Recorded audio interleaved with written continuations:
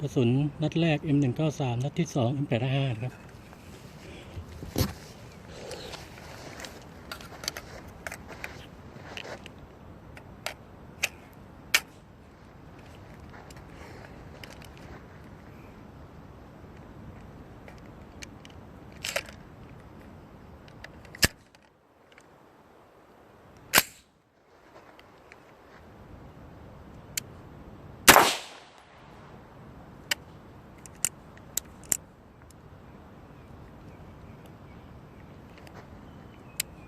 นัดที่1 บาน